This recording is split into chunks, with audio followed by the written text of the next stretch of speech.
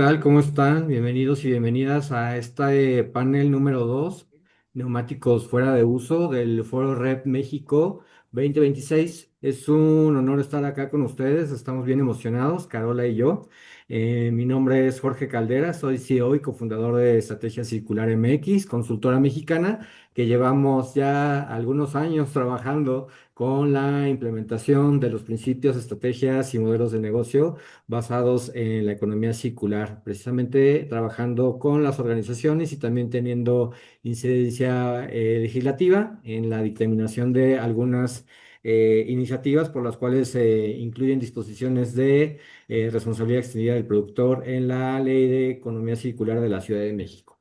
Les voy a platicar un contexto antes de entrar de lleno a este panel, cómo fue que desde Santiago Slow y Estrategia Circular MX organizamos este foro y pues prácticamente todo se deriva de la publicación de la Ley General de Economía Circular en México el 19 de enero en nuestro medio de publicación oficial, que es el Diario Oficial de la Federación, en donde por supuesto pues maneja ese impulso a la implementación de la economía circular tanto aguas arriba desde un diseño circular, gestión circular, mecanismos directos o mecanismos indirectos de circularidad, hasta también aguas abajo, por supuesto, en la parte de responsabilidad extendida del productor. Entonces fue así que desde Estrategia Circular MX y Santiago Slow, pues decidimos unir esfuerzos, colaboraciones y pues por supuesto fue lo que después de ya algunos años que nos conocemos y de trabajar algunos meses, pues por supuesto traernos ahora con esta nueva entrega, en esta nueva colaboración de Estrategia Circular y Santiago Slow. Entonces,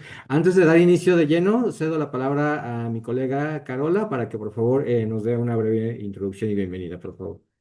Bueno, como mencionábamos también en el panel anterior, para nosotros es muy importante el poder desarrollar estas instancias colaborativas para poder levantar todas las experiencias y los aprendizajes que hemos tenido en los distintos países. Ahora tenemos aquí un team completamente chileno de mujeres que van a estar contando cuáles han sido las experiencias en los neumáticos fuera de uso. Ya adelantábamos un poco en el panel anterior cuáles han sido los grandes desafíos. Así que tenemos acá puras expertas que nos van a poder contar y también poder ir viendo cuáles son las expectativas que tiene México y cuáles van a ser estos desafíos, ¿ya? Porque sabemos que efectivamente no se puede hacer un copy-paste sobre las estrategias y tenemos que ir adecuándolas a cada uno de los territorios. Incluso en nuestro propio país, en Chile, hemos tenido que hacerlo de esa manera. Así que darles la bienvenida. Gracias por la confianza de estar acá y la solidaridad de compartir sus experiencias y la confianza también de Jorge de poder armar esto y poder levantar en los distintos paneles a expertos y expertas de Latinoamérica. Así que vamos al segundo panel para no quitar más tiempo y escuchar las experiencias que tenemos acá. Jorge, seguimos. Gracias. Bueno, pues iniciamos con el segundo panel, neumáticos fuera de uso.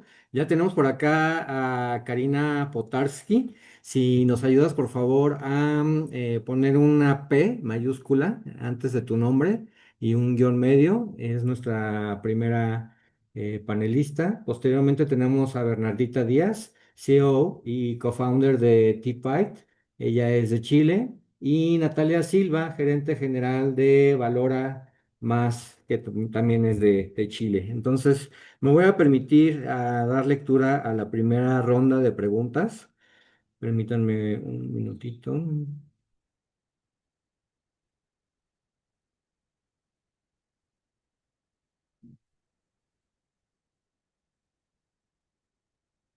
Primera ronda, el marco, la ley y la competencia. Vamos a hablar ahora de reglas claras.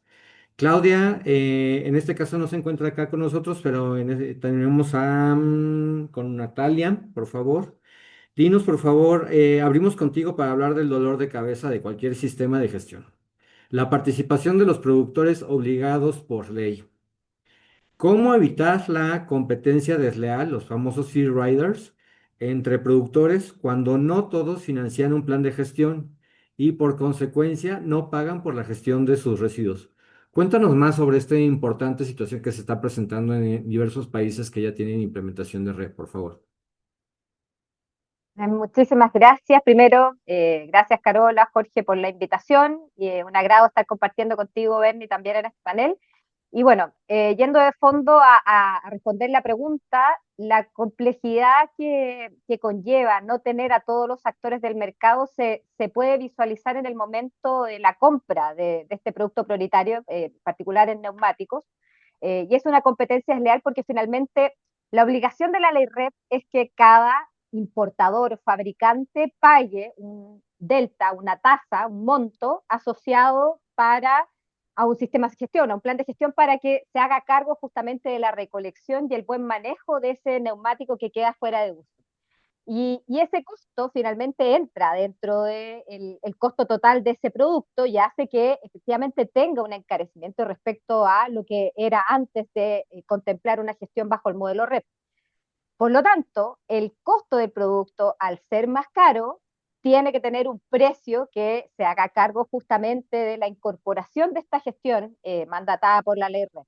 Y aquellos que no están dando cumplimiento, aquellos competidores que están en el mercado que no cumplen con el pago o el financiamiento de este ejercicio, quedan obviamente con una competencia favorable porque quedan con un costo del producto más barato. Entonces, una carencia en la fiscalización que no los haga, no los obligue a subirse a un modelo, hace que un consumidor cualquiera, cuando va a buscar un neumático, pueda encontrar neumáticos que sean más baratos, producto de que ese productor efectivamente tiene un precio más económico porque no se está haciendo cargo de todo lo que significa manejar producto hasta su fin de vida.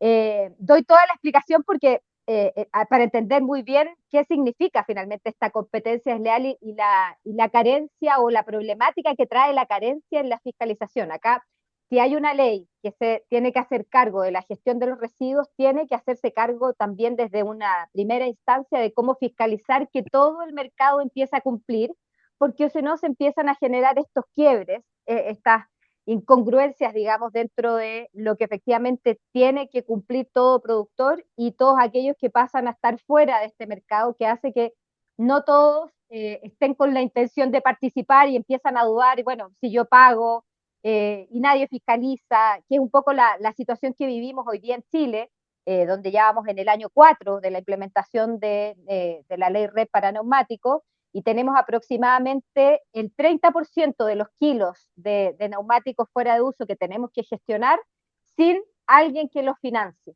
Y eso genera una distorsión y hace que efectivamente el modelo empiece a tener fallas que debemos repararlas y tenemos que tratar de empujar. Entonces, ahí es donde está hoy día una de las principales barreras o brechas, digamos, que tenemos que implementar que tenemos que ser rigurosos para una buena implementación de la ley. Nos acabas de decir algo bien importante. Hay algunos sujetos obligados que ya se están organizando, que están invirtiendo, que están colaborando, que están participando. Sin embargo, hay otros actores que no lo están haciendo del todo bien y que están aprovechando esa infraestructura, esa logística y todo lo relativo precisamente para impulsar sus propios modelos de negocio. Aquí sigo contigo y si me puedes ayudar por favor a ampliar tu respuesta en materia de infraestructura y cadena de valor que tenemos al respecto sobre los freeriders. ¿Cómo podemos evitar esa incorporación o esa evolución de este tipo de actor dentro de la cadena? Yo te diría que la ley REP en Chile recoge hoy día una estructura de fiscalización o un punto de control que es justamente cuando los neumáticos ingresan al mercado chileno, que es a través de la aduana. Existe una notificación, existe un ejercicio de informar al fiscalizador de que efectivamente hay un número de importadores que no están cumpliendo con el financiamiento de un plan de gestión, pero aún falta el cómo se articula correctamente ese ejercicio, porque están dados los titulares de cómo debería funcionar, pero falta darle más claridad al rol y responsabilidad que tiene cada una de las entidades, porque hoy día la aduana registra y pide a los importadores que entreguen un código, que es el código que se nos asigna a nosotros como sistema de gestión, y que tenemos este plan aprobado. Por lo tanto, cada importador debería, en el momento de ingresar al país, tener este código. Y pues lo que pasa es que se permite igual el ingreso, aunque no tengan este código, o bien pueden señalar de que el código está en trámite o que es un plan que se está desarrollando. Entonces, falta ser un poco más riguroso en el ejercicio, falta darle más responsabilidad tal vez a la aduana, que es el que hace el control de ingreso o no de los neumáticos, y después en el siguiente eslabón, que es el que recibe esta data, el que genera la aduana y que dice todos estos de acá no tienen plan o lo tienen en proceso, falta ahí tener una buena herramienta y una buena ejecución de fiscalización que todos sabemos en Chile que es bastante, no quiero ocupar la palabra correcta, porque se me ocurre pobre, pero lo cierto es que es reducida, que puede quedar de mejor manera. Tenemos una capacidad de fiscalización muy reducida para hacernos cargo justamente de este proceso de la fiscalización de la ley REP. Entonces, ahora vamos a entrar a un proceso de revisión en los decretos que hacen la definición de metas y obligaciones para la ley REP para cada producto prioritario están desarrollados para 5 años. Nosotros ya estamos en el cuarto año de la ley REP y por lo tanto ahora vamos a entrar en un proceso de revisión donde justamente estos son los puntos que después de haber ya pasado la primera tormenta de partir con la ley REP, tenemos que ir ahora a afinar y obviamente buscar estos espacios para que los freeriders dejen de ser un dolor de cabeza o bien se aminoren, porque sabemos bien que en Europa siguen existiendo los freeriders, pero están bajo el 10%. Nosotros hoy día estamos todavía en neumáticos sobre el 30%, y tenemos obviamente que ir buscando los mecanismos que vayan empujando a que esto vaya disminuyendo y podamos tener un control más efectivo para hacer más competente el mercado. Oye, Natalia, ahorita que estás comentando toda esta situación que se está presentando acá en México, tenemos la jerarquía de normas, por supuesto, está en nuestra Carta Magna, nuestra Constitución Política de los Estados Unidos Mexicanos, de ahí vienen las leyes generales, las leyes federales, las leyes estatales, las leyes municipales. Tú hablas del EREP como un todo. Acá en México, después de las leyes, tenemos reglamentos y después de los reglamentos tenemos disposiciones administrativas de carácter general o lineamientos. Aquí en la particularidad de la fiscalización y del tema de REP, hay un reglamento de ley REP o un lineamiento de ley REP que empiece a desdoblar y nos dé más, bueno, en este caso ustedes en Chile, les dé más detalle de cómo se tiene que llevar a cabo la implementación, porque estoy percibiendo de lo que comentaste en tu aportación anterior, que pasan dos cosas. Una, no sé, no hay mucho poder coercitivo en la normatividad o en la política pública para que un agente aduanero o una agencia aduanal tenga esa obligación a lo mejor de capacitarse o de saber qué es lo que tendría que hacer en materia nosotros le llamamos aquí fracción arancelaria, no sé si sea el mismo código que tú estás comentando, pero a lo mejor yo veo dos cosas. Una, la política pública, que le hace falta firmeza y por el otro lado, la capacitación o la sensibilización respecto de esos temas para poder bajarlo a la práctica. ¿Tú qué opinas en ese aspecto? ¿Es cierto cómo se está llevando a cabo y esas áreas de oportunidad en Chile son las que a lo mejor el día de mañana en México las tendríamos que ya impulsar o formalizar o echarle más mano para que se evite un reto que actualmente está pasando en la ley REP en Chile en materia de neumáticos? Sí, yo te diría que la estructura del marco regulatorio es bastante similar a lo que acabas de describir. Nosotros primero tenemos la ley, que es transversal y paraguas para todos, y después tenemos reglamentos, que son los que empiezan a articular el desarrollo de la ley, y después los decretos, que son para cada producto prioritario, y ahí es muy focalizado al cumplimiento de la meta y la obligación para cada producto prioritario. En la ley REP se recogen estos roles y responsabilidades por ejemplo, de fiscalización que va hacia el Ministerio de Medio Ambiente, específico a la Superintendencia de Medio Ambiente, y el rol de fiscalización de la aduana está recogido en el decreto para neumáticos, pero yo te diría que desde la inexperiencia de cuando se escriben por primera vez a después de 4 años, uno se empieza a dar cuenta que dentro del marco regulatorio aparecen las palabras precisas que activen, digamos, la responsabilidad real son las que de repente quedan con estos vacíos, porque efectivamente el reglamento, el decreto, perdón, hoy día recoge que la responsabilidad de la aduana será de requerir información a los importadores pero falta poner una palabra más que es o dejar entrar, no dejar entrar, porque solamente dice informar. Entonces, cuando queda el ejercicio muy a título de yo controlo, pero no tengo otra responsabilidad más que informar a alguien y ese otro alguien tiene que empezar a fiscalizar, se empieza a perder un poco la capacidad de generar una acción real, que es lo que necesitamos, que efectivamente ese control tenga después una reacción o una, ya sea detención o que quede esa importación en espera de que efectivamente se apruebe el plan de gestión. Esas son las cosas que después de 4 años ya nos podemos dar cuenta que a lo mejor faltó mejorar un poquito la responsabilidad de lo que aparece hoy día en el decreto, porque en lo genérico la idea está clara, digamos, la aduana controla, después le pasa la información a la superintendencia y la superintendencia tendría que fiscalizar. El tema es que ahí, entre el audio y el video de esas dos acciones, falta todavía hacer una bajada que le permita también a la aduana poder determinar una acción concreta y a lo mejor faltan más documentos que puedan dar una directriz más específica.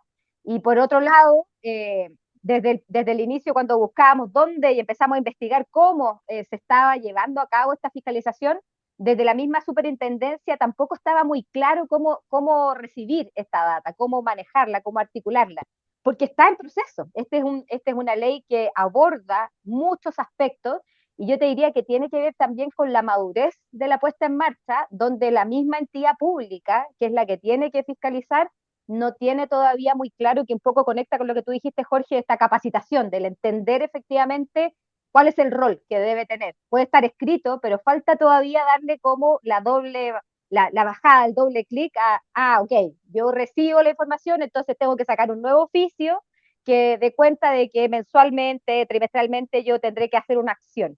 Creo que esas cosas cuestan y se entiende, digamos, que en una ley tan grande y tan transversal como es la ley REP y como la tenemos implementada en Chile, faltan todavía muchas mejoras, pero que es natural, digamos, que se puedan ir revisando y acomodando, entendiendo que el mercado va desde lo inmaduro a avanzar hacia ir teniendo más entendimiento de dónde buscar estas posibles mejores. Y ahí estamos, digamos, estamos ya en este periodo de ir a decir dónde encontramos que están las falencias y tenemos que ir a visualizar con la autoridad, que son temas que comentamos y tenemos varios foros donde estamos mostrando, oye, Sí. esto no está Y si pasando, me ¿cómo podemos mejorar? permites, si me permites, el objetivo de este foro es precisamente no visibilizar lo bonito y qué Ujú. padre y qué buenos impactos, sino más bien al revés, hay que identificar los retos, las barreras y las oportunidades que se han enfrentado estos implementadores, estos stakeholders implementadores en los países de los que provienen nuestros expertos y expertos. Por cierto, esto es lo que acabas de decir, es bastante bueno, ¿no? Lo vamos a nosotros a sistematizar en este informe que vamos a entregar al Ministerio de Medio Ambiente, a la Semarnat, precisamente para que haya ese detalle fino que de su experiencia nosotros podamos aprender precisamente. Te agradezco, Natalia, nos vemos en la siguiente ronda. Es turno de pasar ahora con Karina Portaski desde Argentina. Karina, antes que me respondas la pregunta que te voy a formular, quiero que te presentes, nos digas qué es el SLTC, qué es lo que están haciendo, cuánto tiempo llevan haciéndolo, proyectos, programas, etcétera, etcétera. Por Bueno, favor. muchas gracias por dejarnos participar como SLTC. La SLTC es la Sociedad Latinoamericana de Tecnología del Caucho, que trabaja en temas relacionados al caucho desde el año 1996. Eh, Nosotros dentro de la organización, que es una organización sin fines de lucro, tenemos un comité, que es el Comité de Reciclaje, que venimos trabajando desde el año 2018 con distintos actores, ya sean los actores fabricantes, empresarios y también universidades con profesionales. ¿Para qué? Para avanzar en esta red de conocimiento y de transferencia, digamos, de tecnología. Un caso de ellos es Bernardita, que está acá, que participa con nosotros, y de empezar a ver cómo podemos trabajar juntos en los temas de reciclaje. En el caso personal mío, yo trabajo en el INTI, soy directora técnica de un centro de investigación y desarrollo para la industria del caucho. y el INTI es el Instituto Nacional de Tecnología Industrial. Trabajo desde el año 2004 en temas relacionados al reciclaje de neumáticos, coordinando la Comisión Permanente para el Reciclado de los Neumáticos en Argentina. La realidad es que nosotros trabajamos, y de paso les comento que mañana comenzamos un curso a través de la SLTC, pueden buscar en la página, de la incorporación de polvo de caucho en mezclas asfálticas con más de 30 profesionales, donde nos van a contar las experiencias. La realidad es que nosotros nos basamos en experiencia de distintos países de toda Latinoamérica, alcanzamos también otros países, Estados Unidos, España, por el tema del habla en español nos facilita bastante. Pero bueno, estamos sorprendidos un poco hasta dónde hemos llegado, porque la realidad es que de a poco nos vamos conociendo todos los que trabajamos en el desarrollo de nuevas tecnologías y de transferencia de conocimiento en todo lo que es el reciclaje de neumáticos.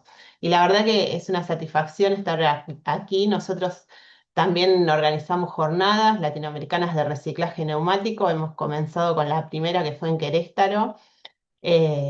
Después tuvimos unas virtuales, ¿no? Por el tema de la pandemia. Tuvimos en Lima, Perú, y las últimas fueron en Bogotá, Colombia. Y el año que viene las tendremos aquí en Argentina.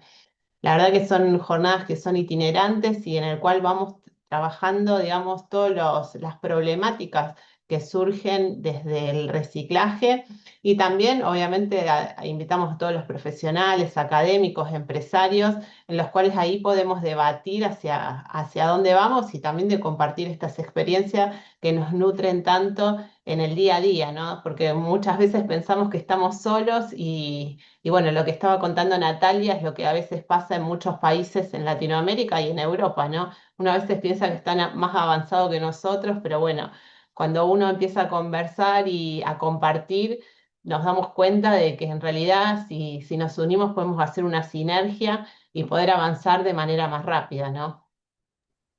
Me encanta, ya te me adelantaste otra pregunta que te iba a hacer. ¿En dónde tienen cobertura, alcance, actividades? Y ya precisamente ya nos lo respondiste y vamos a estar bien atento al curso que nos estás comentando, precisamente porque queremos aprender más sobre cómo llevar a cabo esa recuperación o retención del valor de los neumáticos de fuera de uso.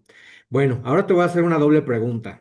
Sí, Considerando ya las jornadas que nos acabas de decir, que por cierto yo los conozco desde hace como 6 años, más o menos precisamente por el de Querétaro que anunciaste, y pues nos encantará que desde Azteca Circular MX pues organizemos uno nuevo acá por en nuestro supuesto. país, vemos en dónde lo podemos compartir, y te voy a hacer la siguiente pregunta. Considerando esas jornadas que ya acabas de comentar, participativas, expertos, expertas, experiencias, áreas de oportunidad, impactos positivos, la primera es, en materia de gestión de neumáticos de fuera de uso, ¿cuáles han sido los retos o los tropiezos o las barreras a las que se han enfrentado algunas experiencias latinoamericanas en este sentido, en gestión de neumáticos de fuera de uso? Sí, uno de los retos que a mí personalmente me parece que es lo más importante, y también compartiendo con otros países de Europa, es la poder hacer esa logística inversa, no solo en las grandes urbes, ¿no? Porque muchas veces hay incentivos en los lugares donde, digamos, hay mucha generación de neumáticos.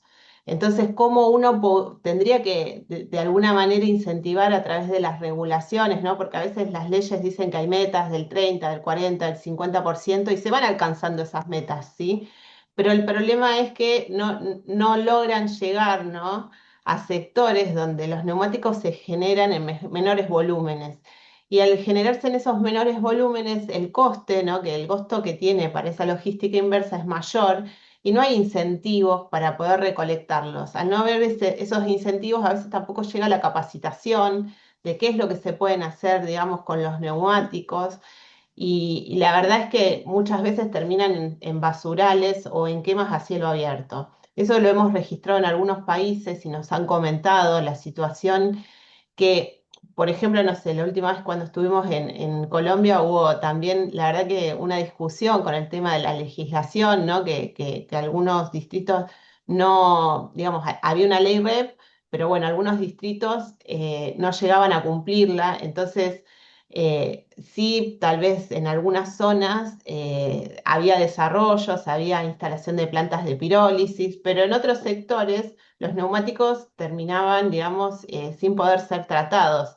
Y en estas jornadas, las últimas, hemos logrado poder conectar, digamos, esas dificultades a través también de alguna manera, de funcionarios de los distintos ministerios y poder discutir esos problemas, ¿no? Que tal vez no estaban en agenda, pero que sí, por suerte, bueno, se pudieron discutir y llevarlos a una agenda más personalizada, ¿no? Entonces, en ese sentido, a mí me parece que tal vez uno cuando escribe la parte de legislación no tiene en cuenta que cuando pone una meta, también tiene que alcanzar zonas donde la cantidad de neumáticos son menores, ¿no? Hablas de algo bien importante, la logística y la capacitación. Enfoquémonos ahora a la logística. Considerando que por lo pronto en México es un país vasto en territorio y por supuesto los nodos socioeconómicos son por supuesto bien importantes, pero en su gran mayoría están muy dispersos y alejados entre sí. En la parte de la logística, la recuperación, el transporte de los neumáticos fuera de uso, aquí sería algo bien importante, ¿no? Desde el punto de generación que llegue la recolección, el transporte y se lo lleve a un sitio de valorización o de reciclaje. Aquí, ¿consideras que es importante que se lleve a cabo la trituración en sitio donde esté la generación del neumático fuera de uso para que precisamente se transporte volumen, o más bien, se transporte peso en lugar de volumen y que en cuestión de costo-beneficio, pues sea mucho mejor, ¿no? Tener esa parte de la trituración in situ. Sí, nosotros en general cuando hacemos algún estudio, lo hacemos en particular de cada región, ¿no? Porque la verdad es que, poner algún triturador sin conocer, digamos, cuáles son las distancias y demás, es como un poco irresponsable decirte, sí, pongamos muchos trituradores como para reducir volumen y no transportar aire, ¿no? Entonces, en general, y también te lo cuento un poco como más allá que en Argentina no tenemos ley REP y sabemos lo que es transportar, digamos, neumáticos, que es puro aire en realidad, ¿no? Porque el volumen es muy grande y uno termina transportando poco. La realidad es que hay que ver en esas regiones qué volúmenes se van generando y cuál sería digamos, la mejor forma de hacer ese transporte, ¿no? Por ejemplo, no sé, en el caso digamos, en provincias de Argentina donde sí existen neumáticos mineros, eso sí se hace todo in situ, porque el transporte es muy caro y aparte hay rutas nacionales que no permiten el transporte de ciertos neumáticos. En algunas otras regiones tal vez no se tritura, no hay una trituración primaria de llevarlo a un volumen más pequeño, pero sí se los pueden llegar a cortar a la mitad o en cuatro, ¿no? Con guillotinas. Entonces hay que ver también el costo que tiene cada una de esas trituraciones, porque a veces un triturador primario, instalarlo en cada región, digamos, no es factible. Entonces hay que buscar posibles soluciones y a veces hay también centros de acopios transitorios donde se los puede llevar y ahí se puede reducir el volumen. Sinceramente hay que ir estudiando zona por zona para ver cuál es la opción más viable, ¿no? En ese sentido.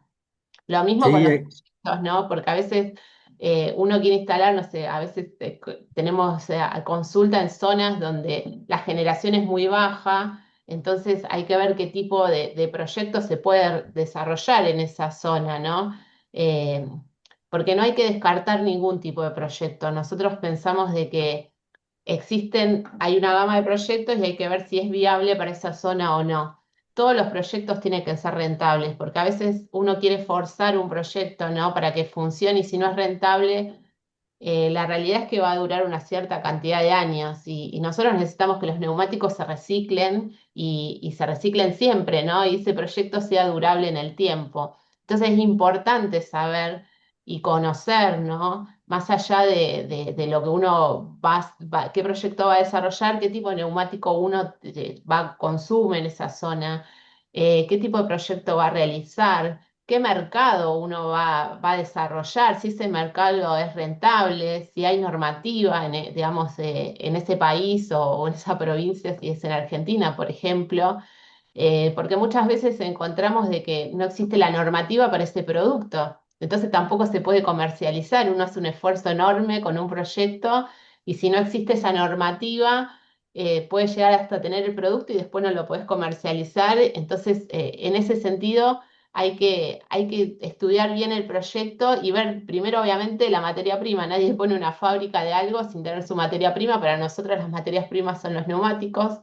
Y luego, si obviamente obtenés un producto y si ese producto lo puedo vender o no. Yo creo que esas dos puntas son fundamentales cuando uno tiene un proyecto con neumáticos fuera de uso. Dijiste algo bien importante, no hay que generalizar un proyecto y tratar de imponer al caso concreto, sino más bien hay que estudiar sus particularidades y ver qué pros y contras tiene en la implementación de la economía circular. Y tú acabas de decir algo también bien importante en la cuestión de la guillotina. No se trata de comprar guillotinas a lo loco, como decimos aquí en Ah, México, más bien se trata de a lo mejor buscar un modelo de economía circular que, sí, que sea algo como una servitización en donde haya un prestador de servicio que tenga una guillotina y cuando sea necesario el servicio de corte del neumático fuera de uso, pues se le habla por teléfono y se lleva a cabo la prestación del servicio. Mira, antes de dar paso con nuestra siguiente ponente, Caro quiere hacerte una pregunta que está muy relacionada con lo que estamos hablando. Adelante, Caro. Sí, para Natalia, nosotros acá en Chile, y también si quieren participar Karina y Bernardita, acá en Chile tenemos un problema que ya es de problema que todo el mundo ha conocido, que son estos vertederos gigantescos que tenemos en el desierto. Mucho se ha hablado de los vertederos textiles, lo que no se ha hablado, y es el gran mito que existe, es que no solamente son textiles, ¿ya?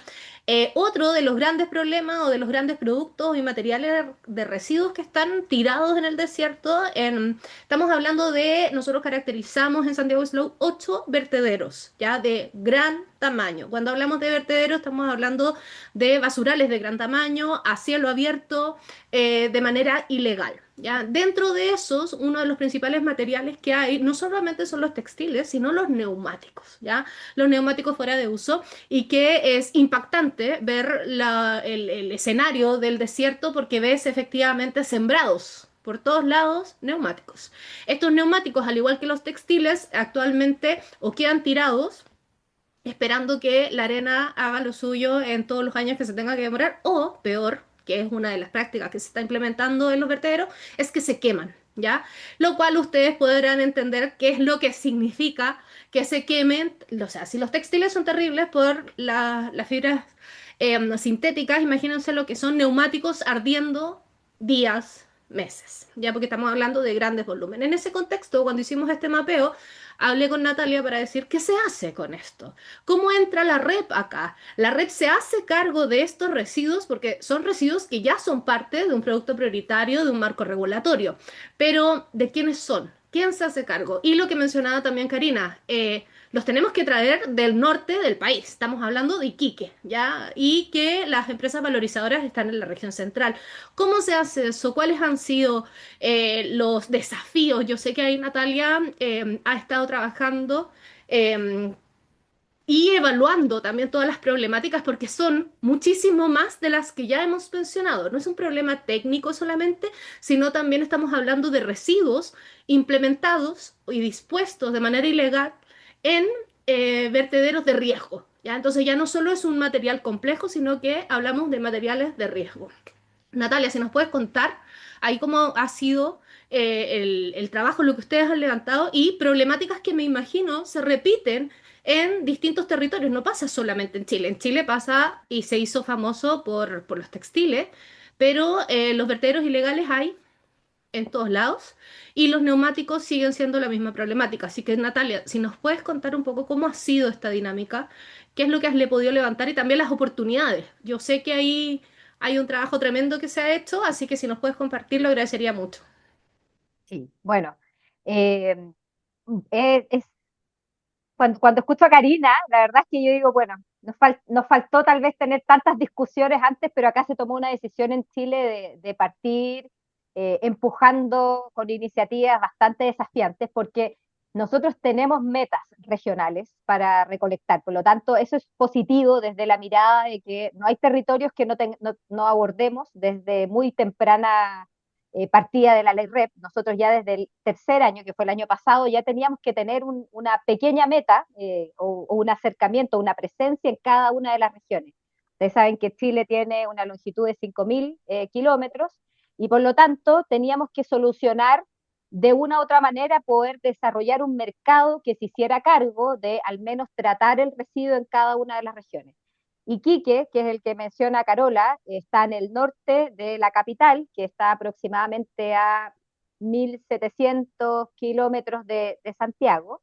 La planta más cercana de tratamiento está en Antofagasta, a 400 kilómetros, y por lo tanto, para poder tratar esos residuos que están a 400 kilómetros, donde están esta caracterización que mencionaba Carola, tuvimos que visualizar alternativas de pretratamiento, que era lo que estaban hablando hace un minuto. Ahí tuvimos que buscar, a través de licitaciones, que es el marco que regula la ley REP, oferentes que se hicieran cargo de poner una instalación que estuviera primero con los permisos, que se demora mucho, y ese es uno de los grandes problemas, porque acá está la meta, está el objetivo a lograr, pero el mercado cuando no existe, también hay que considerar que para que se instale una planta, tiene que tener aprobación de otros ministerios, en este caso Ministerio de Salud, que debe dar cuenta de que la instalación tiene condiciones para tratar un residuo como en este caso neumático. Entonces, todo ese proceso tuvimos que empezar a empujarlo porque teníamos que el año 3 tener una alternativa. Entonces tenemos algunas regiones donde no hay una planta efectivamente que haga un tratamiento de fondo o que haga gránulo o que haga pirólisis, sino que tenemos alternativas, sobre todo en los extremos de plantas que hacen justamente este pretratamiento, que es básicamente cortar el neumático para poder transportarlo de manera más eficiente. Particularmente en el caso de lo que menciona Carola, que son los vertederos, nosotros todo lo que tiene que ver con los lugares donde existe el pasivo ambiental, que es donde está tirado el neumático hace mucho tiempo, antes de la ley REP, tenemos que entrar a través de los municipios. Entonces generamos convenios con los municipios y vamos con ellos a ver los territorios. ¿Qué es lo que nos ha pasado con los vertederos? Que ahí, acá viene un tema social, que finalmente el vertedero, como es un basural, es de dominio de personas que se han tomado estos lugares y cuesta mucho acceder. De hecho, nosotros hemos intentado acceder a los vertederos. Vamos con la municipalidad y con personas de seguridad de la municipalidad, con nuestros camiones a recoger los neumáticos y nos hemos tenido que ir porque nos sacan, porque el territorio es de personas que tienen, digamos, ahí tomado este lugar. Entonces, la ley y las obligaciones también tiene que hacerse cargo de situaciones que tienen que ver también de una connotación social, de cómo logramos que efectivamente la condición que se encuentre para ir a hacernos cargo de estos residuos nos permita justamente llegar a ellos. Diferente el ejercicio es cuando nos vamos a un río, por ejemplo, vamos a recolectar junto con el municipio a la ladera de un río y la verdad es que eso pasa a ser todo súper positivo porque hacemos con fundaciones y hacemos algo bastante colaborativo entre colegios y ahí la cosa funciona, pero hay territorios complejos y tenemos muchos vertederos, como mencionaba la Carola, donde ya está la operativa, está la infraestructura, pero nos ha costado llegar a esos lugares porque ahora tenemos que pasar la barrera social, digamos, para poder acceder a ellos. Sí, qué importante, ¿no? También tener en la legislación el tema de los residuos huérfanos, ¿no? Que en realidad no son de nadie y son de todos, ¿no? Como decías, Natalia, esto de que hay que hacer algo y también el tema de la capacitación, ¿no? De las comunidades, de la importancia del, como decía Carola, de que no haya una quema a cielo abierto y de todos los problemas que, más allá de los problemas ambientales, los problemas de salud que puede generar a toda la comunidad, ¿no? Entonces, es importante también el tema de la capacitación, de poder trasladar todo lo que sucede, ¿no? Porque como decías, Natalia, también del que son territorios en los cuales las personas, y pasa acá en Argentina también, en Colombia y en otros países, de que lo toman como algo propio sin tener identificado cuáles son los riesgos para la salud y para el ambiente, ¿no? Es importante tener gente en el territorio, profesionales y también formar en la comunidad personas que conozcan, ¿no?, del tema para poder acceder a ayudarlos, ¿no?, de alguna manera. Oye, Bernardita, es tu turno. Te noto muy callada. Vamos a hablar contigo ahora. Estamos hablando de algo bien particular sobre capacitación y también algo todavía más importante, comunidades, que son los territorios, los pueblos respecto a los cuales se resiente de manera directa el impacto negativo de un neumático fuera de uso dispuesto en un vertedero a cielo abierto. La pregunta es la siguiente, y te doy un contexto aquí en México. Para el desarrollo de proyectos de energía, la ley que nosotros tenemos aquí establece que hay que tener una consulta previa e informada con la comunidad para compartirle mayor información sobre de qué trata el proyecto, sus impactos positivos o negativos, etcétera, etcétera. Y estaban comentando ya Natalia y Karina sobre esta parte del impacto en las comunidades. Y mi duda es la siguiente, a lo mejor tú me la puedes responder. En el decreto supremo de neumáticos fuera de uso, o en la ley REP, se prevé que haya una obligación o que el productor o el stakeholder que va a implementar algún proyecto tenga que tener comunicación con la comunidad para socializar y para explicarle de qué va el proyecto. Y si por lo que estoy percibiendo sí, dinos por favor en dónde, si en la ley o en el decreto y de qué forma, por favor. Bueno, primero que todo agradecer la invitación de Carola y Jorge y para mí es un honor estar aquí en este panel con Natalia y Karina, que son súper referentes power mujeres, que nunca había visto un panel de puras mujeres de neumáticos, así que lo encuentro genial. Bueno, yo no soy tan experta, pero yo creo que ahí la Nati me puede ayudar. Eh, lo que yo podría comentar creo que cuando se empezó a definir la ley REP acá en Chile, más bien se focalizaron en temas como de cómo colocarle un número, una meta y cómo yo me hago cargo del neumático, pero no entendiendo el neumático desde toda su materialidad. Dicho eso, creo que también es importante entender cuando uno habla de la ley REP, es cómo yo lo focalizo con el concepto de economía circular. Y muchas veces ese concepto de economía circular se toma como un concepto técnico y no como un concepto que también vincula la economía territorial. Y la economía territorial tiene mucho que ver cómo yo me vinculo con las comunidades.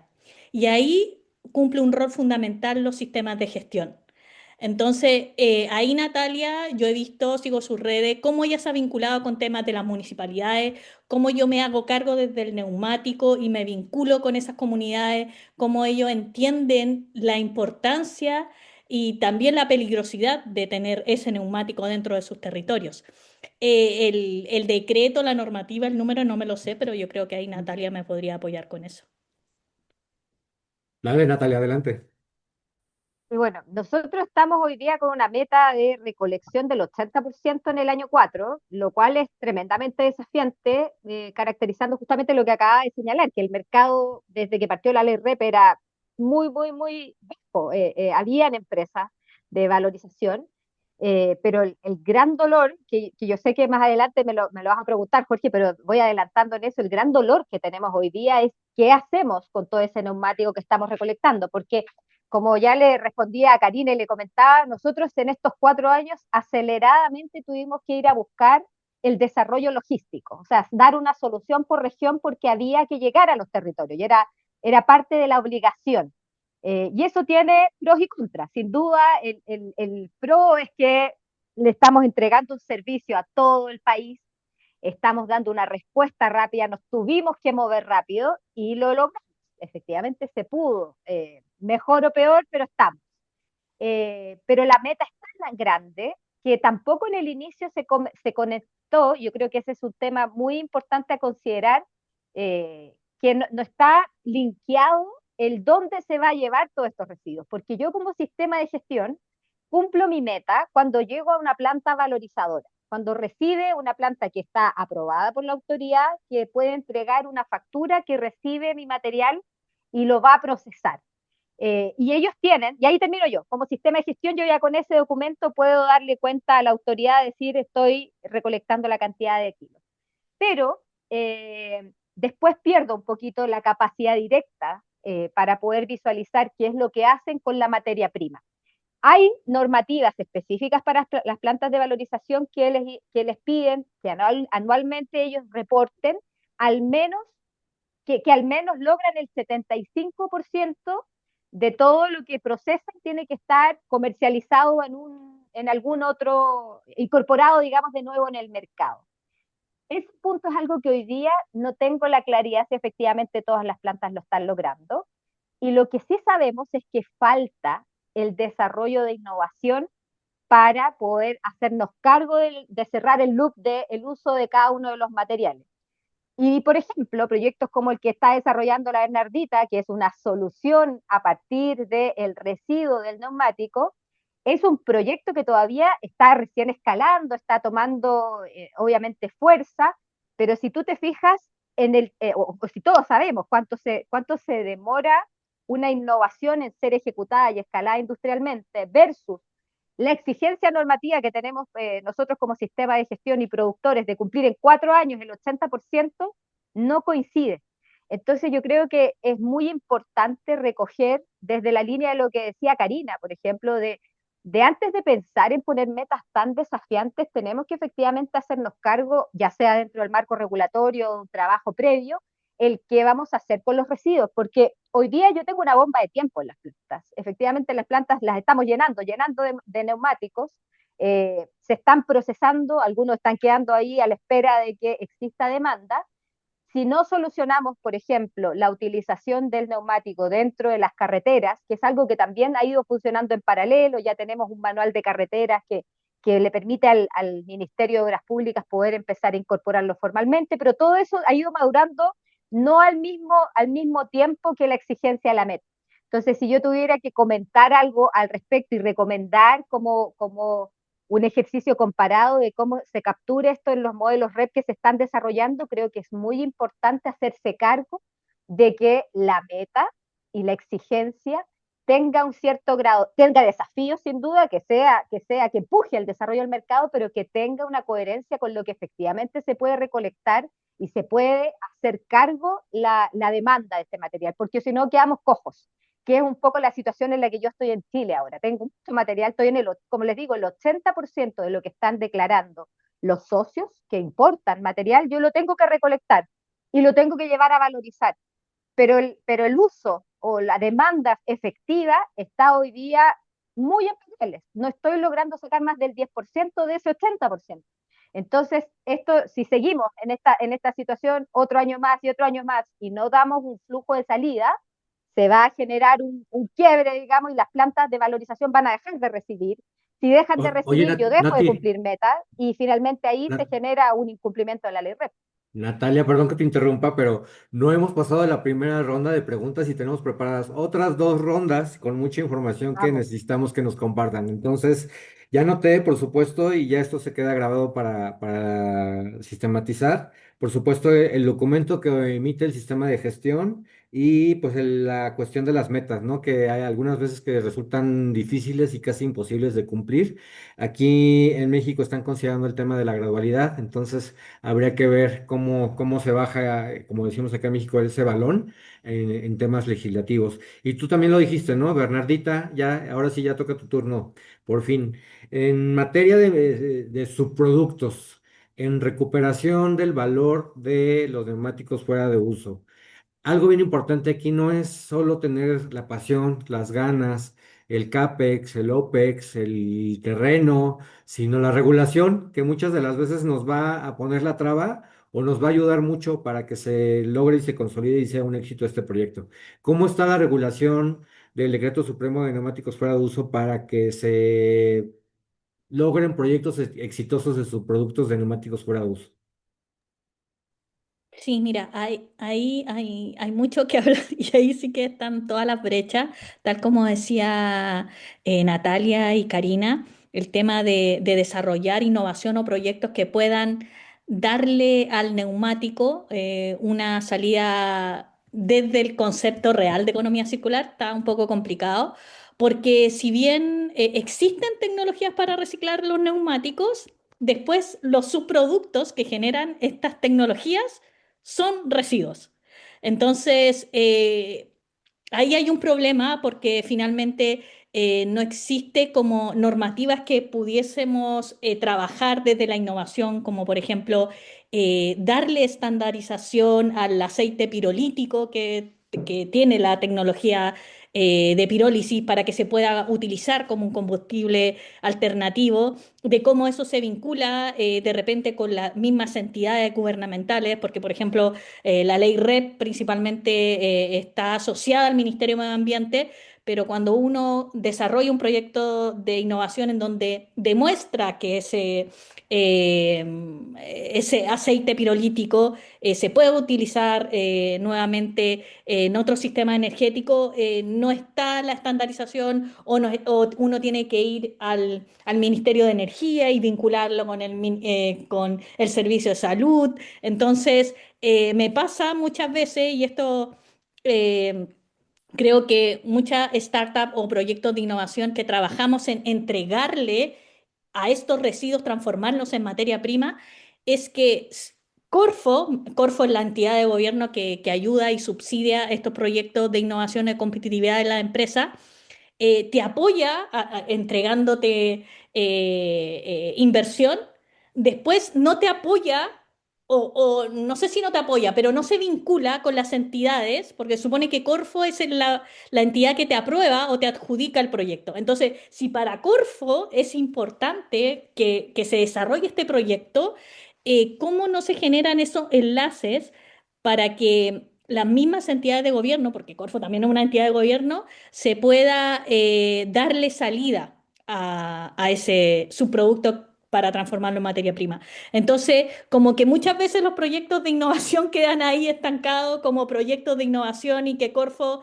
le gusta mucho, pero como yo vinculo otras entidades para que pueda salir a mercado y que se pueda generar este dinamismo.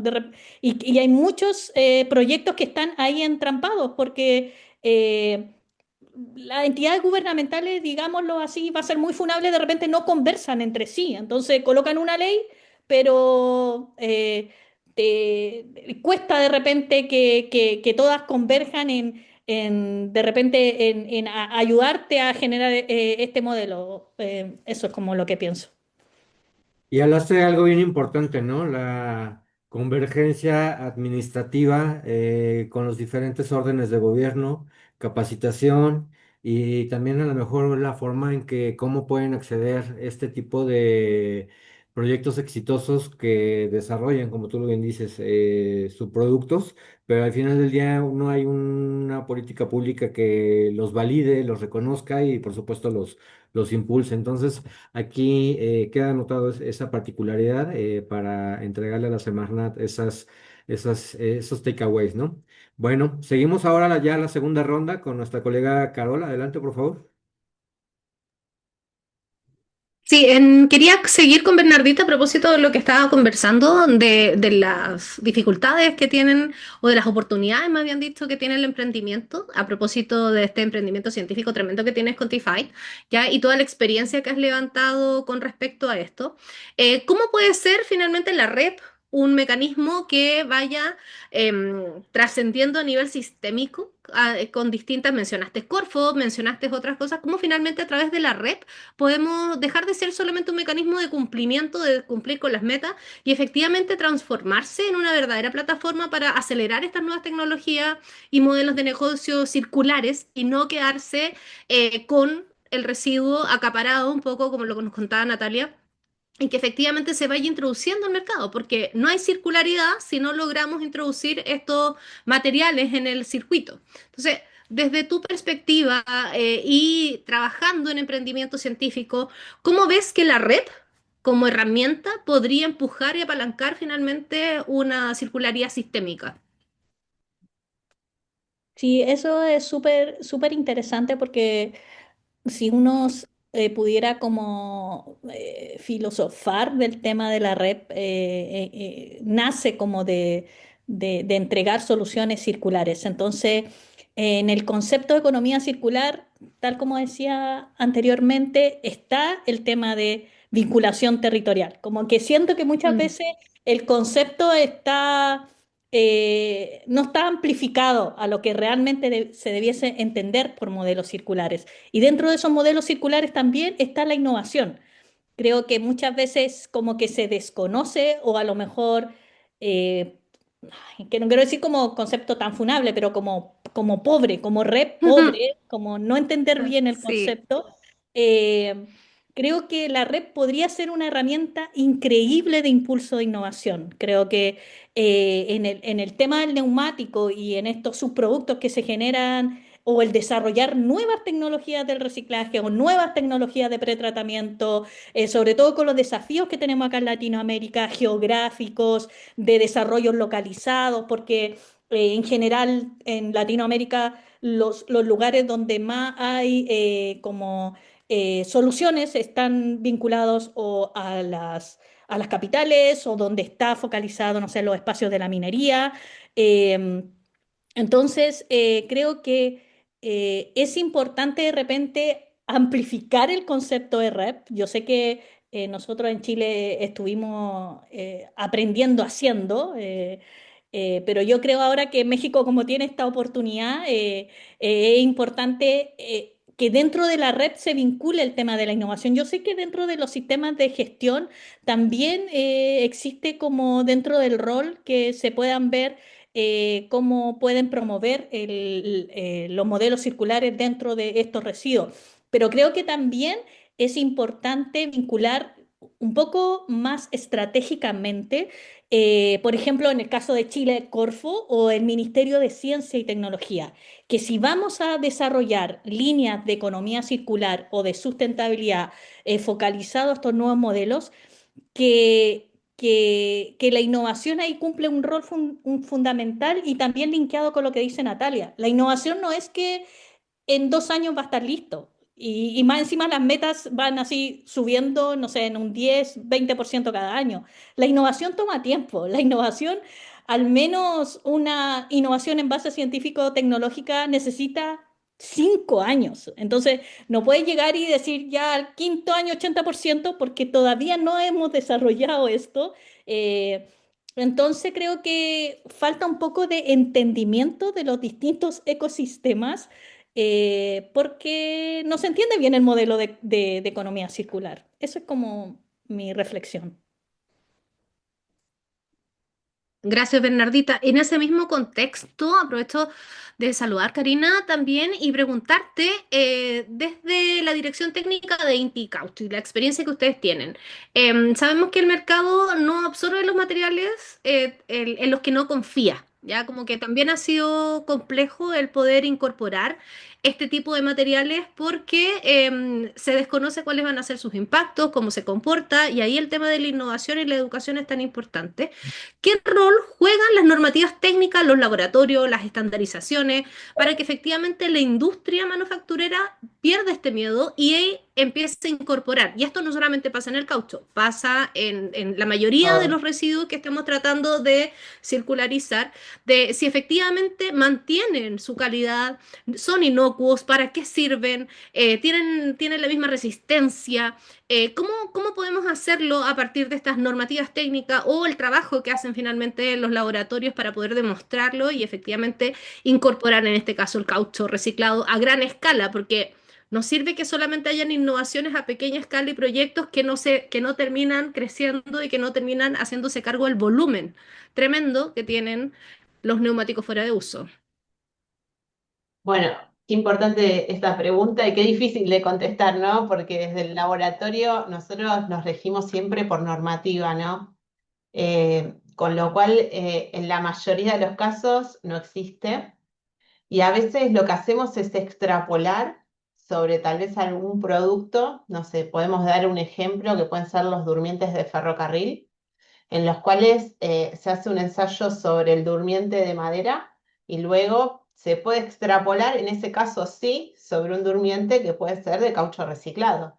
Pero no siempre podemos extrapolar, digamos, esa normativa que si uno va a leer la normativa y es un auditor, te va a decir el alcance de la norma no es para caucho reciclado, ¿no? Pero bueno, uno a veces hace como la vista un poco más gorda, como decimos, y no mira un poco el alcance de esa norma y podría llegar a decir, bueno, si necesita resistir a una cierta carga en una prensa, si resiste el de madera y resiste el de caucho reciclado, podríamos decir que cumple con la misma función. Lo que pasa es que cuando uno va a otro tipo de productos, cuando vos hablas de la inocuidad y otras características, ahí ya entramos en otro terreno, ¿no? Cuando entramos en el tema de la salud o cuando uno está mirando un poco a lo lejos lo que se discute en Europa con el tema de las canchas de césped sintético, que ahora, bueno, se hizo una discusión bastante grande también en Estados Unidos, si uno empieza a leer los papers y demás, que no hay, digamos, una correlación entre enfermedades con el contacto con el caucho molido, que en realidad no está diseñado para estar en contacto continuo con la piel o con el ser humano. Entonces, uno a veces se pregunta, ¿no? Hasta dónde uno qué puede diseñar y qué no, y cuánto se consume ese caucho molido. Y yo soy de aquellos que defiende el reciclaje de neumáticos, digamos, hace muchos años, pero sí entran algunas preguntas y a uno ahí empieza a ver qué es lo que uno puede llegar a hacer con esos productos. Por eso tan importante todo lo que dice un poco Bernardita, que se acompañe, ¿no? Desde las distintas políticas, ¿no? No solamente desde los laboratorios, porque la realidad es que a veces uno no tiene todas las herramientas a disposición como laboratorio, ¿no? Entonces, sí participar en los comités, pero tampoco a veces está toda la información, ¿no? Es una discusión continua, lo mismo pasa con cuando hablamos de los microplásticos, hablamos del asfalto caucho, y bueno, hay que hacer pruebas, hay que investigar, hay que ponerse de acuerdo, hay que ver, digamos, escalas hasta dónde es posible o no utilizar el neumático o el polvo neumático o el reciclado o la pirólisis y en qué productos. Yo creo que no está todo definido hoy y estamos en investigación, pero la realidad es que el mercado es grande, pero también uno tiene que pensar que para que se siga reciclando el neumático tiene que tener un valor agregado. Si no, digamos, las industrias, los empresarios no van a invertir dinero. Entonces sí hay que invertir en la innovación y el desarrollo de nuevos productos y que obviamente no generen un problema mayor que el caucho, digamos, o que el neumático cuando llega al final de su vida útil. Es una discusión que nos debemos todos y que realmente yo creo desde mi punto de vista que sí hay que seguir trabajando y dando estos espacios hacia dónde y hacia qué mercados hay que seguir invirtiendo, ¿no? Es importante también tener espacios donde discutir y que puedan discutir, digamos, el gobierno, el empresariado, los investigadores, los profesionales, porque no es solo de un solo ámbito. A veces cuando te llaman para desarrollar leyes y demás, te dicen, bueno, ¿y en dónde podemos poner el foco? Es que no es tan sencillo ver dónde va el foco de la cuestión, ¿no?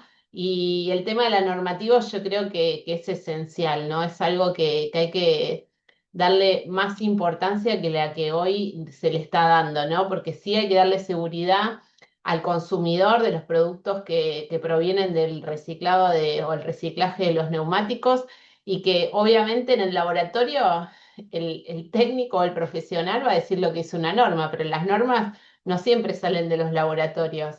Eso es una realidad, ¿no?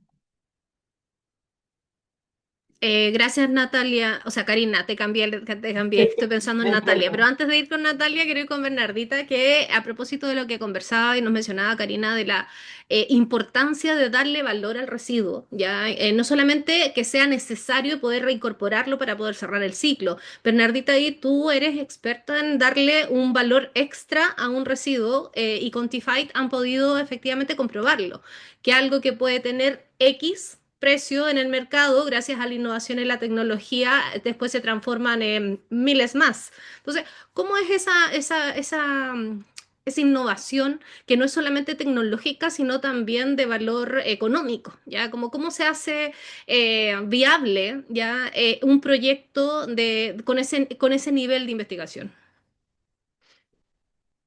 Mm, Gracias, Carola, por la pregunta. Sí, yo creo que es importante también entender que dentro de los subproductos del neumático hay unos que puedan tener una salida rápida, pero también hay que apuntar a desarrollar nuevos modelos que permitan generar materiales con alto valor agregado. Y para generar ese valor agregado se necesitan capital humano avanzado, personas que estudien doctorado, que tengan, se generen estas, ¿cómo se llama? Transferencias de conocimiento, que se permita trabajar bajo otras aristas de la ciencia, un poco más industria 4.0. Pero eso requiere tiempo, requiere mucho conocimiento. Yo creo que ahí nosotros en Latinoamérica, si bien estamos 10 o 20 años más atrasados en la red que en Europa, Europa ya tiene un modelo de generar estos materiales avanzados en donde transformen estos residuos y que multipliquen ese valor, porque en general aquí en Chile tú pagas por disponer, siempre pagas por disponer. Eh, y, pero cómo nosotros nos transformamos desde estos desarrollos tecnológicos, desde la mirada de un capital humano avanzado, de los grandes científicos que hay acá en Chile, de transformar esos residuos en entregar un valor por sobre no sé, por 1000 lo multiplicas. Y creo que eso hace que los modelos circulares puedan ser completamente exitosos, porque yo entiendo que de repente uno tiene que encontrar soluciones rápidas, porque la ley se diseñó de tal manera que tiene que al año 2 tiene que ya tener como eh, trabajado eso.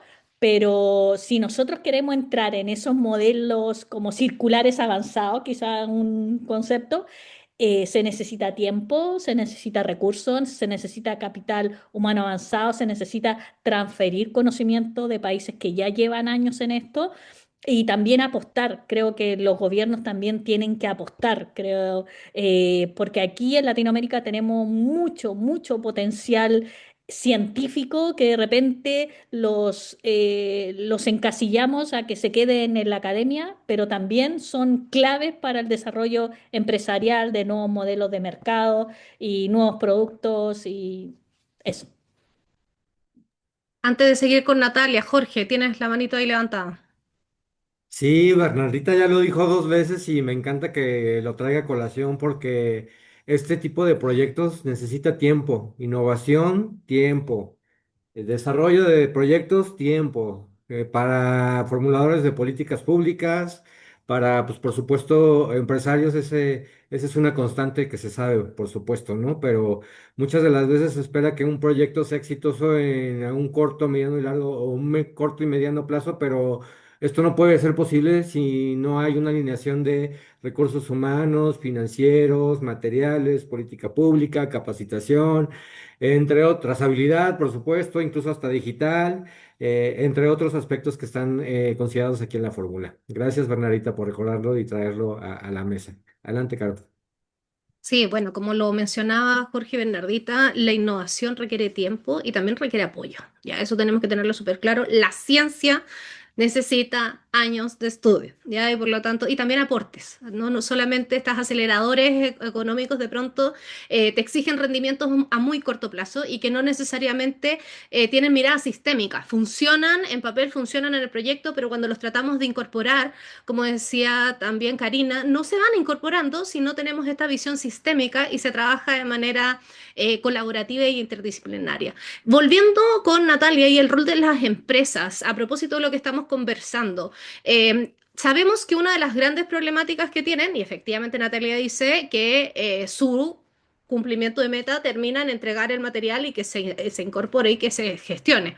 Pero eh, ¿qué hacemos una vez que se recupera este material? ¿Dónde queda el rol de las empresas y cómo lo podemos ver también y impulsar a nivel de mercado? ¿Cómo lograr que en estos mercados inmaduros que están entre prueba y error, con demandas desde la ley súper altas. ¿Cómo logramos la activación de la demanda del reciclado del NFU? ¿Qué hacemos? ¿Cómo podemos fomentar esta demanda de metas para que sea sistémico y efectivamente las empresas no solamente terminen su rol, que ya es tremenda pega, tremendo trabajo, como decimos acá en Chile, tremenda pega, pero es un tremendo trabajo de hacer la recuperación, hacer la gestión y después, ¿cómo podemos cerrar este ciclo? ¿Cómo podríamos efectivamente desde las empresas o de, como decía Bernardita, un trabajo colaborativo con otros actores para poder efectivamente lograr poner el material recuperado en el mercado nuevamente? Sí, en Chile es bastante difícil pensar en un cierre de un ciclo como digamos, el soñado, que es volver a incorporarlo a un neumático, porque tenemos solo una fábrica de neumáticos y, y lo cierto es que esa fábrica tampoco se puede hacer cargo de la recolección o la reutilización del caucho. Entonces, la única forma que se visualiza la circularidad y la sostenibilidad en el tiempo del reciclaje del caucho, de acero y de las telas es en subproductos como el uso en carreteras, que debiera estar como alrededor de 25-30% de lo que se genera de residuos.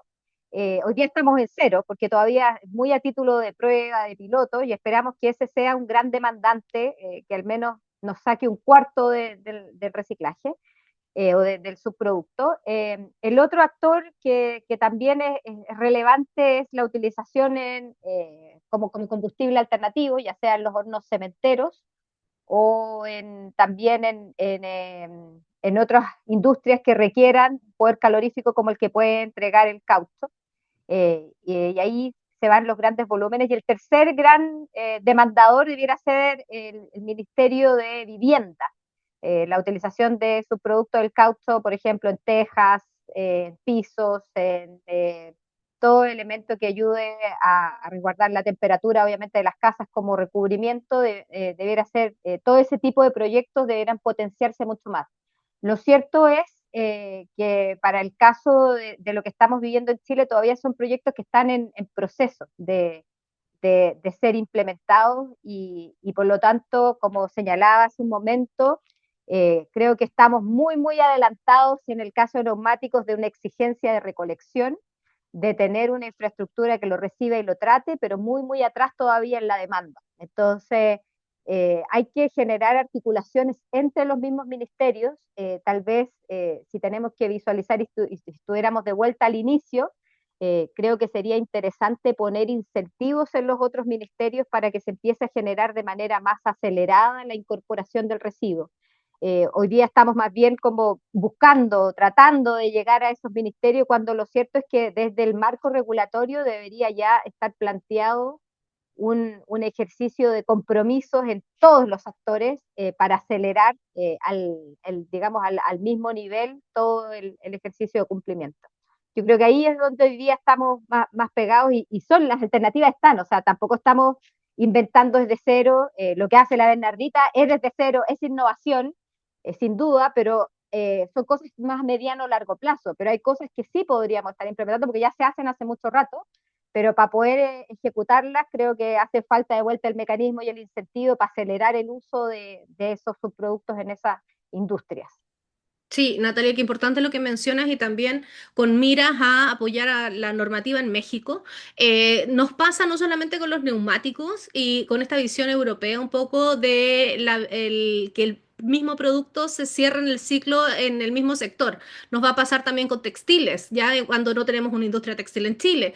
¿Te fijas cómo de polera a polera no se puede, de neumático a neumático es muy complejo, pues no tenemos las capacidades técnicas y ahí es donde entra efectivamente la simbiosis industrial para poder empezar a colaborar con otros sectores, ¿ya? Y eso también que les sirva de referencia a otros países, no solamente a México, también otros países que se están desarrollando. Y antes de ir contigo, Bernie, también poder poder entender un poco que ha sido una de las complejidades que hemos tenido en el marco regulatorio de circularidad, cuando estábamos desarrollando la hoja de ruta de economía circular y los distintos comités operativos ampliados, no están incorporados todos los ministerios que deberían tomar decisiones. Por lo tanto, son leyes que van teniendo estos vacíos o van estando funcionando de manera aislada y que no pasa solo en los ministerios, que no debería ser porque es un marco regulatorio, pero también pasa en las empresas, que no se piensa de manera sistémica y ahí el diseño circular es tan importante, porque a diferencia del ecodiseño, el diseño circular sí tiene un pensamiento sistémico. ¿Ya? En eso, Bernie, que tienes ahí la mano levantada. Sí, solamente para complementar el tema de reincorporar, por ejemplo, en el caso del carbon black dentro del mismo neumático, porque el neumático en sí, su composición ocupa carbon black, pero en la pirólisis se saca carbon black recuperado. Europa está obsesionado con meter el carbon black dentro del neumático y ha gastado muchos recursos e inversión y todo eso. Ya hay marcas que están incorporando eso, pero también es un porcentaje. Porque cuando ya ahí Karina puede hacer una clase magistral de eso, cambia la morfología del material. Entonces va a haber un reemplazo de un 5 de un 10%, no va a estar todo el mercado, por eso se necesitan más soluciones para estos subproductos. Sí, y ahí, perdón que te interrumpa, también Por hay que ver los favor. volúmenes, ¿no? Más allá de que la industria del carbon black o el negro de humo, como le decimos en español, la realidad es que el negro humo es la morfología, es el tamaño, es la clasificación. Entonces uno cuando somete el neumático a las condiciones de pirólisis, primero que todos los neumáticos no tienen la misma formulación, entonces, ni tampoco los mismos componentes, con lo cual ya de lógica, si uno somete todo al mismo, digamos, a las mismas condiciones, no va a tener siempre el mismo producto. Entonces ahora se está hablando de un negro de humo recuperado al final, ¿no? Pero que está como crudo, ¿no? Y después se le deben hacer, sí, otros pretratamientos como para después poder utilizarlo en la incorporación, digamos, de alguna manera en las formulaciones de caucho. Sepamos que cada vez que incorporamos algo que no está técnicamente definido, disminuyen los requisitos técnicos, ¿no? Todo lo que es la caracterización, digamos, físico-mecánica. Y cuando son autopartes de seguridad, nosotros no podemos dejar de cumplir con toda esa normativa. Entonces es muy difícil volver, digamos, al neumático.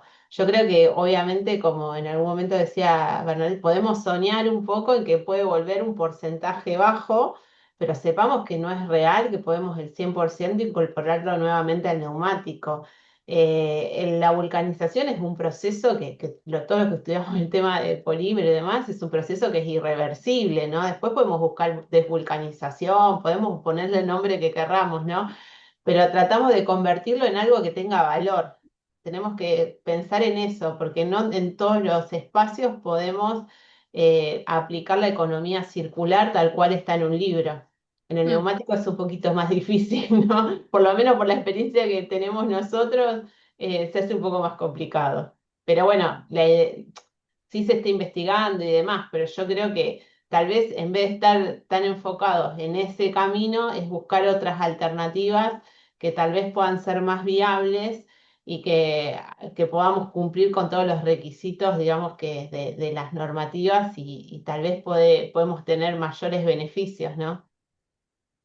Sí, muy de acuerdo contigo, Karina. Jorge, antes que vayamos cerrando ya con algo súper importante que es el eslabón humano y el trabajo social y de inclusión, antes que entremos ahí, Jorge, tienes la mano levantada. Sí, me encanta porque Karina siempre nos pone un freno, ¿no? Nos dice, espérense, hay que caracterizar, ¿no? Todo el material secundario es igual y no nos funciona de la misma forma. Entonces, antes de que dijeras caracterización, yo te iba a decir, bueno, en resumen, caracterización, pero me ganaste, Karina, y efectivamente, no podemos tomarlos a todos por igual. Adelante, Caro.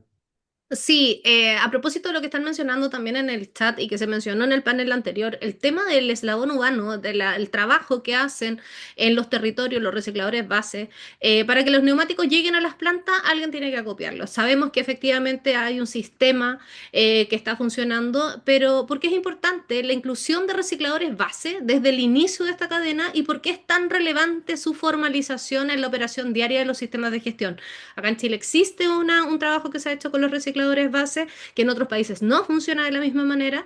Entonces, ¿cómo lo ven ustedes? Y esto se lo dejo abierto a las tres, para que podamos un poco abordar la temática y comprender cuál es la importancia que tiene, el valor que tiene y también todos los desafíos que tenemos pendientes en este sector, porque si bien se ha avanzado, no se ha avanzado cumpliendo las expectativas que tienen estos actores o no de la manera que se necesita, sobre todo con un recurso o un residuo que es bastante voluminoso. ¿Cómo entran los recicladores base en esta cadena de valor? Bueno, si quieres, yo tomo el guante por acá. Creo que lo Gracias, Nati. relevante y cómo lo hemos ido desarrollando en Chile, primero, creo que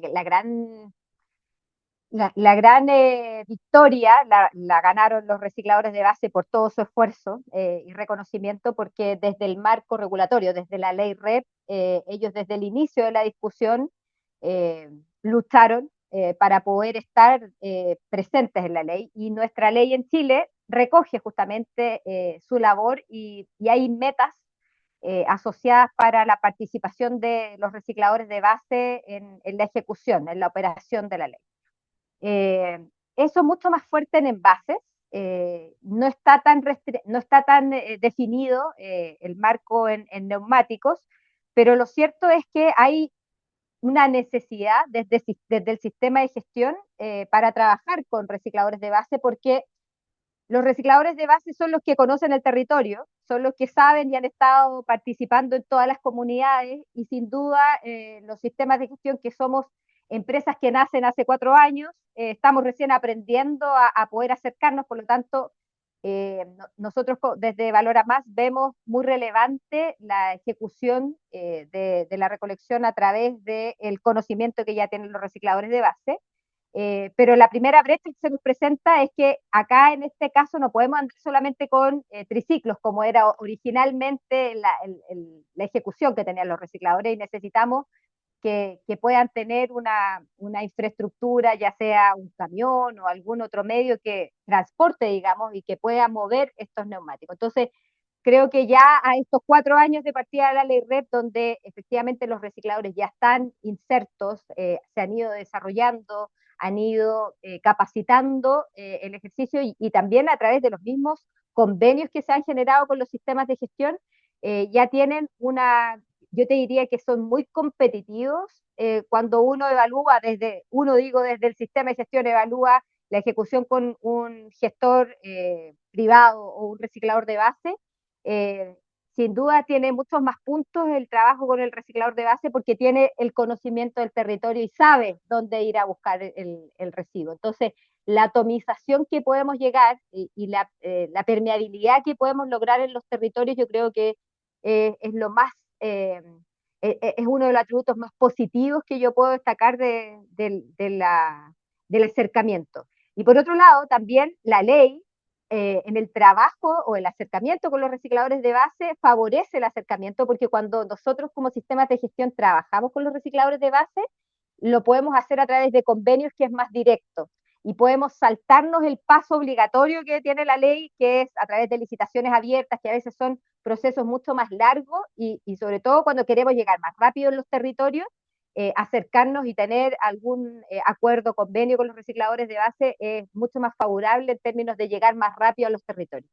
Entonces, yo te diría que esas son las grandes directrices que hoy día tiene el marco en Chile. Sin duda nos queda un montón por avanzar en cómo seguir apoyando y hacer crecer justamente el rol que pueden tener, y es parte, digamos, de esta comprensión de cómo acercarnos, digamos, y cómo valorar la experiencia, cómo hacer que efectivamente puedan capacitarse y lograr el estándar que también pide la ley REP, que les pide a ellos que se certifiquen, y poder empujar obviamente su aporte en cada uno de los territorios, porque recicladores tenemos en todo el país. Entonces ahí es donde también podemos llegar justamente a esos espacios donde a veces no sabemos que se puede obtener este residuo y que es necesario llegar.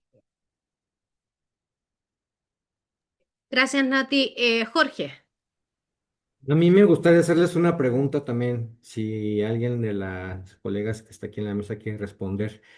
Estamos agregando, y debería de cajón, como decimos aquí en México, incluir a la perspectiva de género y a los recicladores de base en esta fórmula ganadora, sí o sí, siempre. Sin embargo, una particularidad aquí en México, por tipo de material secundario, es el precio de compraventa del mismo, el cual en algunos, como sabemos, funciona como commodity. A lo largo del año sube, fluctúa, baja, en función de la temporada. Pero, ¿cómo se está manejando allá ese precio de compraventa del material secundario, en este caso de NFU? Y si hay motivación para trabajarlo o no, y está un poquito desalentado y se está enfriando. ¿Cómo se está presentando esta arista del costo-beneficio o del material, del precio de compraventa del material secundario? Si alguien quiere responder. No se Bueno, si no hay peleen. nadie, puedo responder yo, pero después no me retes, Jorge, porque hablo mucho. Pero No, puedo responder. adelante, dale, dale. Bueno, acá lo que dice la ley es que finalmente como sistema de gestión yo me tengo que hacer cargo del costo de recolectar y disponer en una planta de valorización. Por lo tanto, si lo miramos desde el funcionamiento que tenía un reciclador de base antes de la ley REP, donde el, el, el flujo de ingreso de su dinero venía a causa del precio que pudiera tener ese material, eso cambia ahora. O sea, si antes los recicladores buscaban obviamente la recolección de aquellos materiales que estuvieran con un mejor precio en la venta cuando se acercaban a las plantas y obviamente privilegiaban aquellos materiales que les iban a pagar más, por ejemplo en envases el aluminio o cuando estaba bueno el precio del cartón, obviamente recolectaban más cartón o plástico PET, que son los que tienen un precio positivo. Lo que viene a hacer esta ley REP es aplanar la cancha y decir, bueno, el precio ya no tiene relevancia para el gestor en sí, eso lo tiene que subsidiar el sistema de gestión y yo tengo que ir a recolectar todo, ya sea un material que tiene un precio positivo, tiene un precio negativo. Lo que yo tengo que hacer es pagar por la gestión en sí. O sea, si yo tengo una relación con el reciclador de base, yo le termino pagando por la tarea, la labor que él hace, o sea, de recolectar. Y fijamos un precio y generamos un incentivo para que ellos puedan desarrollar y trabajar de manera digna y ganar de acuerdo a la cantidad de kilos que efectivamente están recolectando. Por lo tanto, se aplana un poco la cancha y tiene obviamente el foco de buscar que se recolecten todos los materiales y no solamente aquellos que pudieran tener un precio positivo. Y esa variación entre precio positivo y precio negativo la tengo que asumir yo como sistema de gestión. Eso es lo que yo tengo que pagar finalmente. O sea, me sale o me pagan a mí o tengo que pagar para que se trate el material. En el caso del neumático, yo pago para que se trate el material, porque todavía no tiene un precio que alcanza a subsidiar el costo de la gestión completa. Entonces, yo tengo que ir a pagar para que una planta lo trate y que pague justamente el proceso de transformarlo, ya sea a través de energía o de algún proceso energético, a través de un proceso mecánico, pero eso lo pago yo, lo subsidio yo a través de lo que le cobro también a los productores, pero digo, se sale, digamos, de esta responsabilidad y le quita esta fluctuación al mercado en sí, sino que yo tengo que hacerme cargo como sistema de gestión. Y eso de vuelta, para cerrar, favorece a que podamos ir a buscar más materiales sin tener esa distorsión. Padrísimo, porque así al final del día no hay una focalización hacia un tipo de material secundario, sino todos parejo, porque como tú bien dices, el sistema de gestión es el que asume el costo-beneficio, ¿no? Adelante, Caro. No, Bernardita tiene aquí la Bernardita, mano levantada. Bernardita, sí. Sí, gracias. Yo pensaba como los recicladores de base en el neumático, es como complicado mirarlo, pero siempre a mí me ha llamado la atención y que creo que no se ha incorporado aún, es el rol de las vulcanizadoras. Creo que las vulcanizadoras ahí cumplen una función de generación de NFU, porque, o sea, creo que hay no sé, alguien me había dicho un dato de cuántas vulcanizadoras hay en Chile, pero son una cantidad que de verdad como es impresionante. Creo que n- creo que las vulcanizadoras son un eslabón fundamental en esta cadena si uno mira como el recorrido de los neumáticos, sobre todo en automóviles livianos o los camiones. Eh, pero como que dentro de la ley no, como que no aparecen como agentes. Entonces, a mí me llama la atención eso, como si tuviera que decir qué cosas para México, qué cosas no hicimos nosotros en Chile y que no incluimos en la ley cuando lo hicimos. Creo Mm. que los vulcanizadores pudiesen entrar en ese rol, estoy poniendo como entre comillas, de recicladores de base en el ámbito del neumático. Es como no, como que siempre he pensado eso, como cómo se vincula los vulcanizadores dentro de esta ecuación.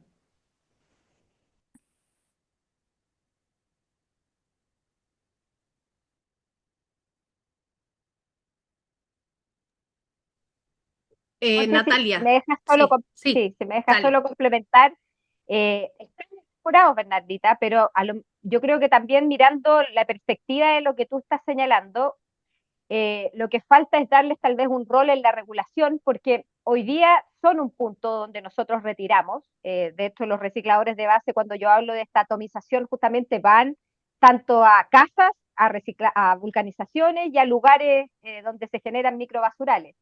El punto que hoy día no recoge la ley es darles un rol en términos de un rol más fiscalizable para que ellos informen la gestión que están ejecutando, porque hoy día tenemos la figura del consumidor industrial que cae, digamos, entre las empresas que generan y manejan residuos que ellos informan en la plataforma del ministerio, pero justamente las vulcanizaciones, que son negocios más pequeños, ellos no están hoy día haciendo esta gestión de manera correcta y no están siendo fiscalizados tampoco en esa línea, pero sí están incorporados dentro Mm. de mis puntos que nosotros les llamamos los puntos de generación, que es donde obtenemos el neumático, sí están las vulcanizadoras, las servitecas, y estamos justamente abordando esos puntos, pero a lo mejor falta desde una perspectiva diferente tratar de ponerles un rol y responsabilidad más claro en la ley. Pero ahí yo recojo justamente la inquietud que tú señalas, Bernardita, y a lo mejor sería una versión mejorada, transparentar su rol y responsabilidad dentro de la figura. Sí, también sumar el hacer la bajada a la sociedad civil, porque yo sé de que esto pasa muy como tras bambalina y la sociedad civil no está enterada de lo que está sucediendo con los neumáticos. Cuando me toca dar capacitaciones y menciono que efectivamente los neumáticos ya son parte hace un buen rato y fueron los primeros en implementarse, no se conoce, ya que no se sabe cómo efectivamente las vulcanizaciones están vinculadas, qué pasa con mi neumático. Entonces creo que no solamente el poder definir de mejor manera, sino que también transparentar y hacer una culturización, ¿ya? Porque creo que el gran problema que tenemos en la red es que nadie entiende cuál es el rol del otro, y por lo mismo se van como disminuyendo, subvalorando las innovaciones y los trabajos que se han hecho en los distintos actores, sobre todo las empresas. Muy poca gente sabe que los sistemas de gestión los financian las empresas, ¿ya? Y por lo tanto, desde la sociedad civil sienten que no se está haciendo suficiente. Por lo tanto, creo que la bajada es sumamente importante. Así que, bueno, agradecerles, Karina, Bernardita, Natalia, lujazo de tenerlas acá. Ahora vamos a pasar, le voy a dar la palabra a Jorge, ya agradecerles desde Santiago Slow y desde Estrategia Circular por ser parte, apenas las contactamos se sumaron, así que muchas gracias por compartir todas sus experiencias. Y ahora vamos a pasar a algo que es súper relevante para este foro, que son las mesas de trabajo, que vamos a seguir acá para poder también no solamente levantar toda la información que nos han entregado y las experiencias, sino también de todas las personas que están participando, que se han mantenido ahí durante todo el panel, para poder hacerles preguntas y levantar también sus experiencias, conocimientos y expectativas. Jorge. Gracias, Caro. Imagínense que enfrente de ustedes, aquí en el teclado, están autoridades federales del Ministerio de Medio Ambiente de la Semarnat. Estamos en el panel de neumático de fuera de uso. ¿Cuál sería la consideración más importante que le van a decir? Lo vamos a focalizar en tres preguntas que les voy a poner aquí en el chat. Entonces, la dinámica para quien no estuvo en el panel uno anterior, les voy a explicar cómo es. Les voy a poner aquí en el chat una pregunta. Van a tener 2 minutos, les voy a poner también el cronómetro para leerla, para analizarla y para responder qué es lo que ustedes necesitan que se incluya en el reglamento de la Ley General de Economía Circular de México para que haya un reforzamiento de los paints que ya nos compartieron nuestras colegas de Chile y se eviten, por supuesto, replicar en nuestra situación sociopolítica y geográfica en el caso de neumáticos fuera de uso en México. Entonces, repito, lectura de pregunta, la analizan, responden a esa pregunta, tienen 2 minutos. No le vayan a dar a enter porque se llama lluvia de chat. Cuando yo les diga, cuando terminen los 2 minutos, le van a dar enter y todos los mensajitos van a ir apareciendo en este chat. Por supuesto, las personas panelistas también están invitadísimas a que participen. ¿Por qué? Porque todo esto se va a sistematizar y se va a incluir en un informe precisamente que se va a compartir a las autoridades federales. Bueno, pregunta número 1. ¿Me ayudas, Caro, por favor, con la lectura? Dame un segundo. Entonces, vamos a ir con la primera pregunta, que ya, Jorge, la tienes acá en el chat, En ¿cierto? el chat, sí. Mientras yo pongo Perfecto. el cronómetro. Entonces, Ujú. primero, vamos a hablar sobre logística de acopio y trazabilidad de NFU. El acopio masivo de neumáticos fuera de uso en México se enfrenta a una enorme dispersión geográfica e informalidad en los puntos de origen. Para garantizar sistemas de reporte claros y transparentes ante las futuras exigencias de la ley, ¿cuál consideran que será el mayor reto logístico o burocrático para certificar que un neumático realmente fue recolectado y valorizado, y qué solución proponen? ¿Ya? Esto es súper importante, el tema de la transparencia y la trazabilidad para la confianza del proceso. Así que ya saben, siguiendo las instrucciones de Jorge, escribir y poner enter cuando él les diga para que aparezcan todas mágicamente. Gracias, Caro. Muy bien, pues ¿cuál es el mayor reto logístico para la trazabilidad de los NFU? Considerando pues lo que ya platicamos al inicio del panel, la parte de las distancias entre los territorios, entre el punto de generación, la recolección, el transporte y dónde está ubicado esta empresa que nos está proveyendo una solución para la recuperación, retención o incrementar el valor de este NFU. O incluso, pues, ya no solo logístico, sino también regulatorio, política pública. ¿Cuál es el mayor reto que tenemos aquí? ¿Cómo es qué es lo que necesitamos ponerle sus letras y como decimos los puntos en en las IES para que se pueda tener algo claridad respecto a la recuperación de NFU? Un minutito más para que mediten la respuesta, la pongan en el chat, en la caja del chat. No le pongan todavía enter, por favor.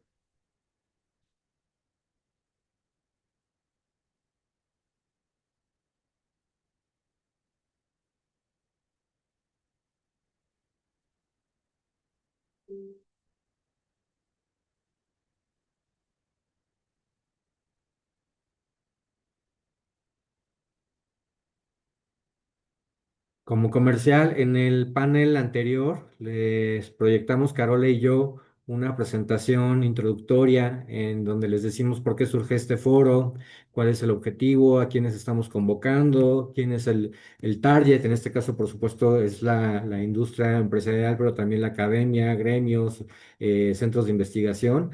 Les estaremos compartiendo a los correos electrónicos que registraron en este formulario esta presentación para que lo puedan ver más a detalle. Tiene el programa de los 3 días virtuales y el 16 de junio presencial en el Tecnológico de Monterrey, Campus Querétaro, en donde los podemos ver allá en 2 paneles presenciales.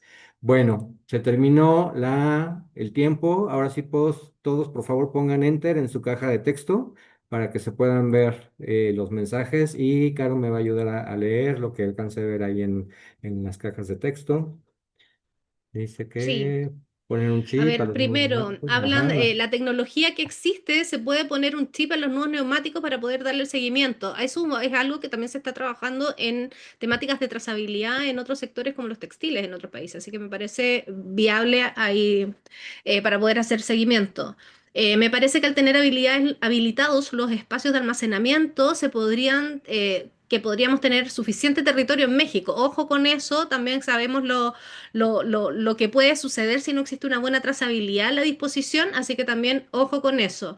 Después tenemos acá dar incentivos a los recolectores de base y así garantizar la recolección. Se evitarían que terminen en tiraderos, a propósito de el dispersar de pronto los residuos. Trazabilidad, contabilizar, ahí Natalia, contabilizar todos los flujos, reporte de los ingresos, todo flujo de la recolección, flujos de valorización. Efectivamente, como dice Natalia, suena sencillo, pero es muy complejo. El tema de la trazabilidad es fundamental para que la red funcione. Alfonso, todo tractor y automóvil requiere que le quiten las llantas. Todas las llantas nuevas y renovadas llevan a una logística. Está haciendo un poco la cadena, el ciclo de vida del producto. De ahí se requiere entregar quién gestiona los procesos de destrucción o reciclaje. El mayor reto es el incentivo para toda la cadena de valor. El mayor reto logístico, burocrático, radicaría en el blanqueo y las certificaciones de la cadena de custodia en el origen. Temazo eso que menciona Jorge. Después tenemos acá, a propósito de un sistema de manifiesto digital, incorporando tecnología, simplificando, basado en la tecnología blockchain o código QR dinámico, enlazado en esquemas de incentivos económicos directos, un bono de retorno. Después, Jorge, si quieres ir viendo alguno que te haya llamado la atención. Fíjate que estábamos hablando desde el panel anterior en Mm, la parte de formalización de los recicladores de base, pero no hemos hablado, y es algo bien particular que pasa aquí en México, la formalización de los prestadores de servicios de recolección y de transporte, porque hay mucho, y incluso también centros de acopio. Hay muchos aquí que forman parte de la cadena que no lo son y están trabajando con el material y no en condiciones de seguridad adecuadas, no proporcionando o garantizando los derechos humanos de las personas que trabajan en sus equipos operativos. Entonces sí es importante, y lo decíamos en el panel anterior, que desde el gobierno federal se provea de un banco de información de prestadores de servicios acreditados y formalizados y con los cuales son los mejores stakeholders o los partners con los cuales se pueden trabajar. Al día de hoy ya hay algún centro de información o base de datos que se le denomina padrón de empresas autorizadas. Sin embargo, el pain de este padrón, por lo menos aquí en México, es que no está actualizado, que la información que trae, le levantas, le marcas el teléfono que está registrado en el padrón y que no existe o que no es la persona, el correo electrónico ya no funciona, la dirección que se declaró en el permiso o que está subida en el padrón es un lote baldío. Entonces, muchas de las veces estos registros no están actualizados y hay que también hablar de la formalización de la cadena, no únicamente de los recicladores de base. Bueno, sí, Im- les voy a poner la siguiente importante. pregunta. Adelante, adelante. Perdón, importante mencionar que no solamente es necesaria la trazabilidad del residuo en sí, sino también de la cadena. O sea, poder tener el registro de todos los que participan es fundamental. Si no están certificados, si no están validados, si no se puede hacer un seguimiento de verificación fiable de qué pasa con los recursos, qué pasa con los residuos, esto no funciona, porque van quedando estos vacíos que pueden terminar en vertederos ilegales o tratar de recuperar algo para que después termine siendo un problema mayor. Ahí Jorge nos está escribiendo la segunda pregunta, ¿no? Bueno, un comercial. Si no quieren esperarse al correo electrónico que les comenté, pueden ingresar al enlace de Linktree de Estrategia Circular MX para identificar la presentación que les estaba comentando y la pueden descargar. Y no solo eso, sino inscribirse a los paneles 4 de textiles, 5 de electrónicos, Seis municipalidades, sellos, recicladores de base. sí, Exactamente, sellos. y a los presenciales en Querétaro, porque como ustedes están visto, se está poniendo buena esta conversación, entonces qué mejor seguirnos en los siguientes. Bueno, ahora sí, Caro, te comparto la segunda pregunta en lo que pongo el timer. Vale. Vamos a ir a la segunda pregunta sobre estímulos a la demanda y regímenes especiales. Para evitar que el mercado de neumáticos reciclados se sature debido a las metas de recolección, se vuelve indispensable incentivar la demanda industrial de caucho o subproducto, algo que conversamos en profundidad en el panel. Desde la perspectiva empresarial, ¿qué incentivos técnicos o de mercado o qué excepciones para pequeños importadores o fabricantes deberían considerarse para que las metas sean viables sin ahogar económicamente a los sectores productivos? Listo, 2 minutitos para que puedan meditar la respuesta, escribirla en la caja de texto y yo les doy el banderazo de salida para que pongan enter en su texto, por favor.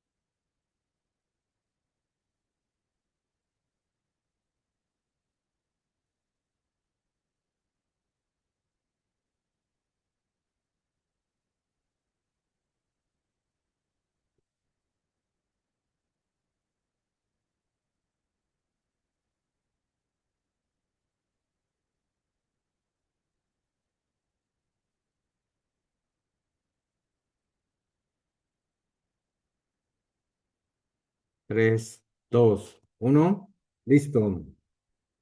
Ayúdenme a poner sus respuestas en la caja de texto del WhatsApp, del WhatsApp de aquí del Zoom. Caro, a ver qué tenemos por acá.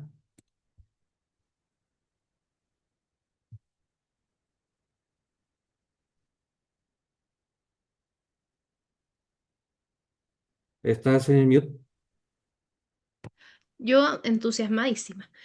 Impulsar la demanda de los productos reciclados a través de compras de gobierno, que era un poco no solamente que los ministerios fueran parte de la toma de decisiones y de los decretos de meta, sino también que se incluyan dentro de compras de gobierno.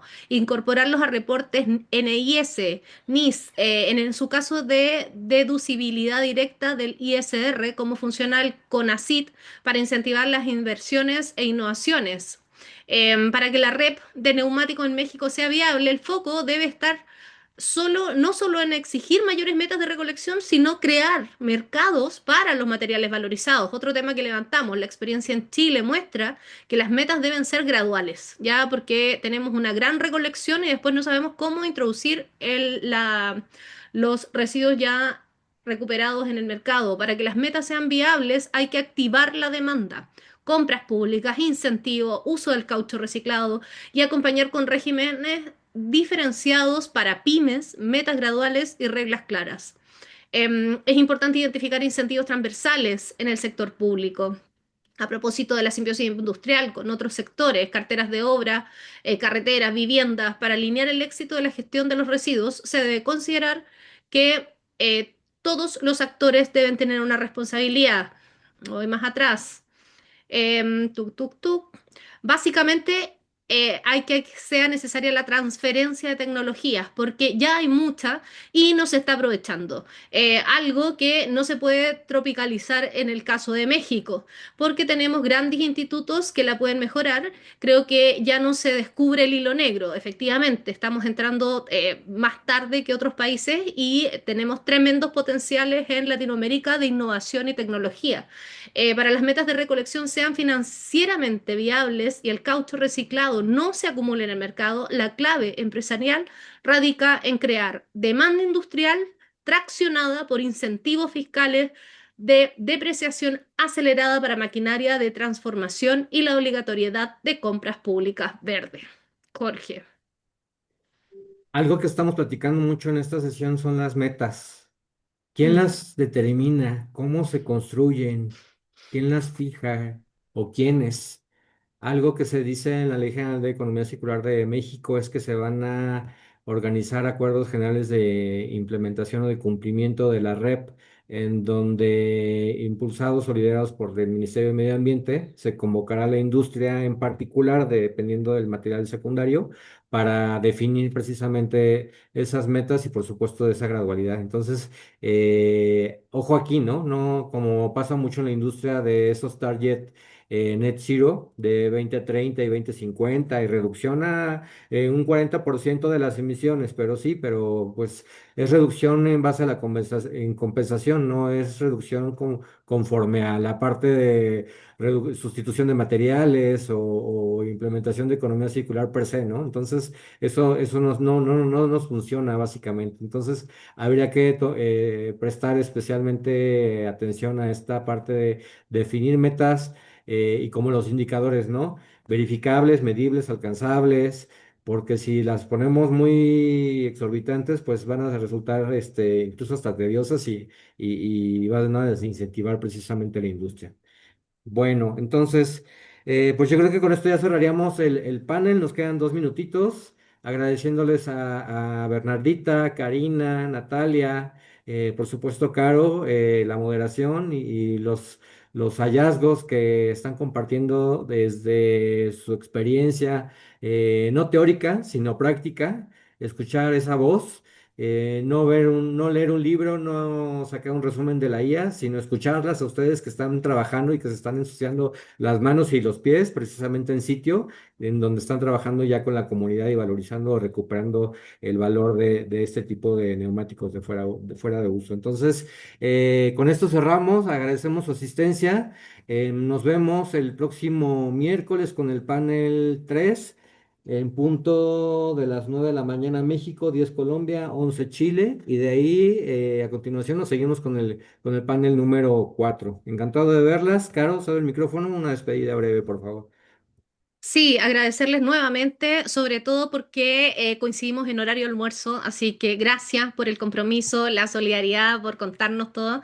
Y efectivamente estoy leyendo acá por el último mensajito de que si bien estamos hablando de qué hacemos con los residuos, en los distintos paneles también entendemos de que esto, para que la red funcione, el foco es preventivo, ¿ya? Así que también lo vamos a ver en los otros, que no solamente tenemos que después hacernos cargo de la problemática, la circularidad está basada en la prevención. Así que ese es el tremendo desafío que nos queda en los distintos paneles.